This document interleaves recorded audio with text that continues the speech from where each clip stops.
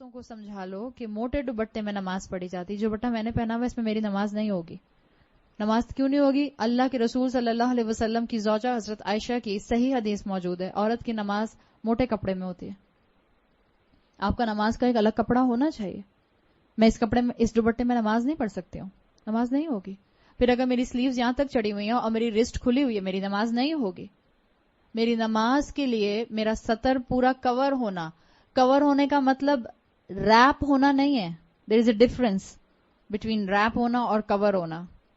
Rape والا نہیں, music والا ریپ نہیں, ڈبلیو والا ریپ. ایک ہوتا ہے میں اس گھڑی کے گرد ایک چیز ریپ کر دوں ایسے کر کے, اور میں نے اس کو بالکل ٹائٹ کر دیا, اب یہ ریپ ہے. صحیح, یہ ریپ ہے.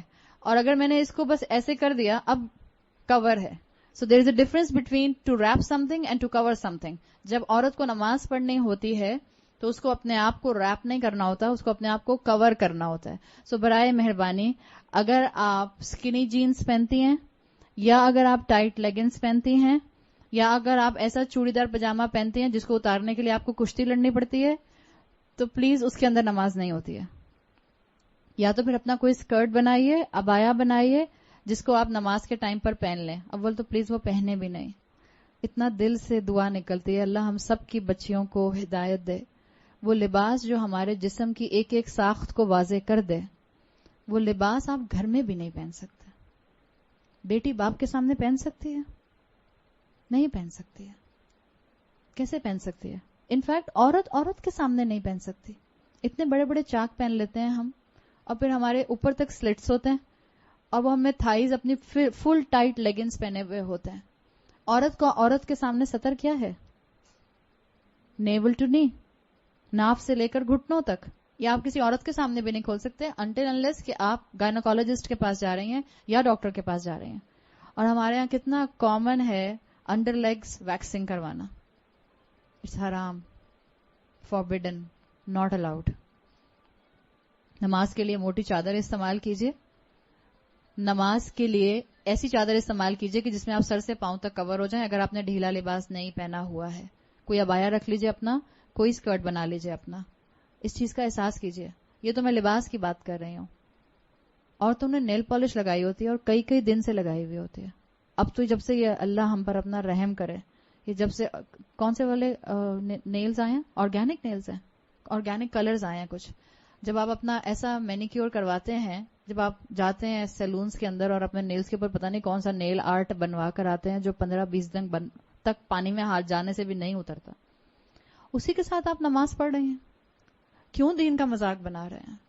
کون سی اللہ کی شان رحیمی کے انتظار میں بیٹھے ہوئے ہیں؟ اللہ نے کہا ہے وضو نہیں ہوگا اگر آپ کے نیل کے اوپر کوئی سکن ہوگی. ہم نے ایکولنٹ کر لیا. دین میں جب ہم آگے بڑھتے ہیں, جب ہم رسولوں کا اتباع نہیں کرتے تو یہ ہوتا ہے. عورتوں کو سمجھاؤ تو عورتیں کہتی ہیں موزوں پر بھی تو مسح کر سکتے ہیں, میں نے ناخنوں پر مسح کر لیا. دس از اے ایڈیشن ان دا دین. اللہ کے رسول نے سکھایا کہ اپنے ناخنوں کا مسح کر لینا. جس چیز, یہ بالکل وہی چیز ہے جس کا ہم نے ذکر کیا تھا. کسی بھی مزار پر جا کر کسی سیمنٹ کے سامنے اس کو بوسا دیں گے تو شرک. حرم میں جا کر حجر اسود کو بوسا دیں گے تو عین عبادت. موزوں پر مسح کرنے کا رسول اللہ صلی اللہ علیہ وسلم نے بتا دیا, الاؤڈ. نیلز کے اوپر نیل پالش لگا کر مسح کرنے کا نہیں بتایا, ناٹ الاؤڈ. مت آئیں ان دھوکوں میں, یہ پینیٹریٹڈ ہے, یہ آکسیجنیٹڈ ہے, اس میں سے پانی پینیٹریٹ کر جاتا ہے. آپ نے ٹرائی کر کے دیکھا ہے؟ مسلمانوں کو بے وقوف بنانے کے لیے ساری قومیں موجود ہیں. یا تو پہلے پریکٹیکل کر کے دیکھ لیجئے. کوئی ایسی نیل پالش اب تک یہاں تک نہیں پہنچی پاکستان میں جس کو بڑے بڑے کلیم کر کے کہا گیا کہ اس میں سے پانی پینیٹریٹ ہو جاتا ہے. سیدھا سا علاج ہے, کر کے دیکھ لیجئے. میں نے تو 4 کو کر کے دیکھا, کسی میں سے بھی نہیں گیا. بٹر پیپر کے اوپر نیل پالش لگائیے اور اوپر پانی ڈالیے.